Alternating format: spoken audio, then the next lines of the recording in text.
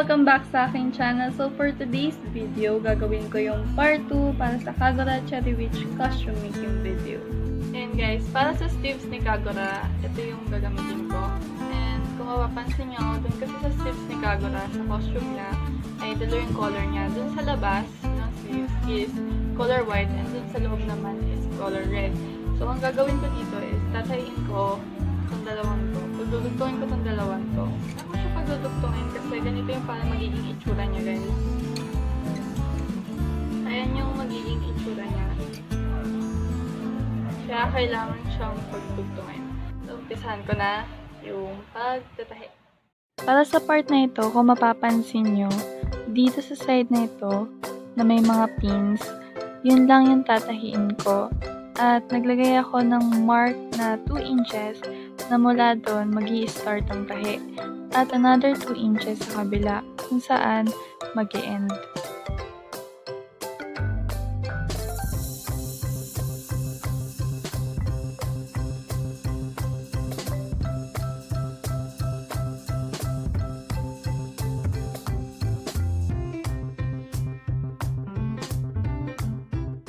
Pagkatapos ko pagdugtungin ay binaliktad ko na siya at tinupi ko na para tahiin.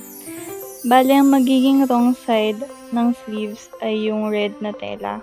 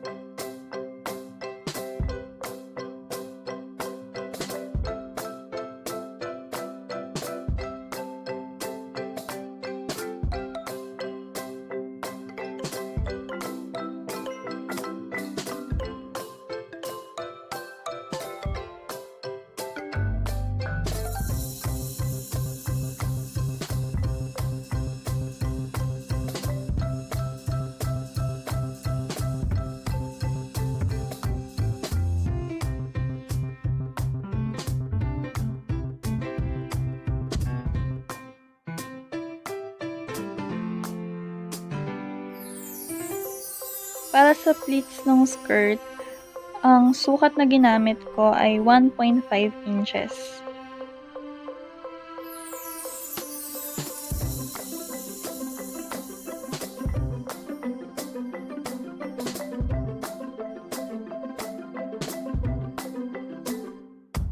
Pagkatapos ay tinahi ko na ito, pati na din yung bawat gilid at laylayan ng skirt.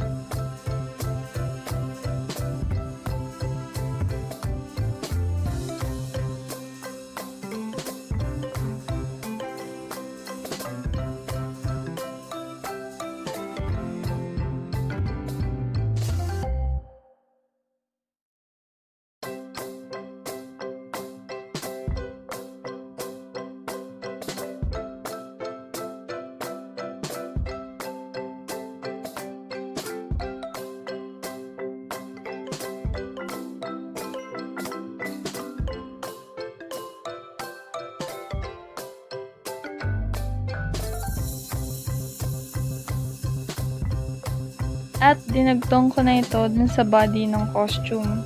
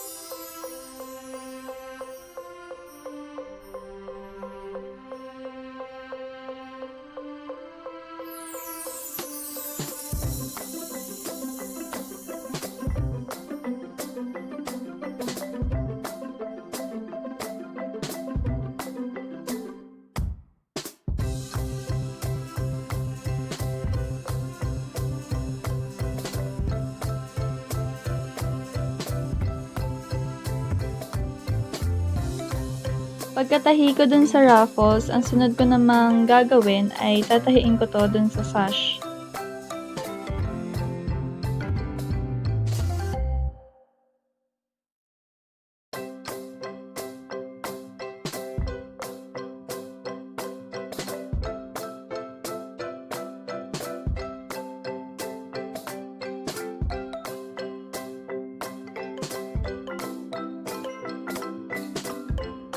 Bale, nagsukat muna ako ng 2 inches dahil dun mag-uumpisa yung tahi ng raffles. Dahil dun sa 2 inches na natira, dun ko tatahiin yung magic tape.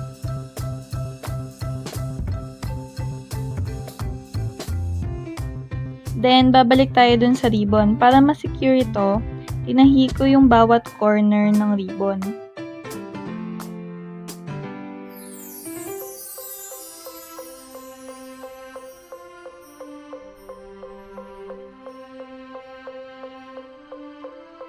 Pagkatapos, itong yellow gold na tali, so hindi ko alam yung tawag dito, basta yun.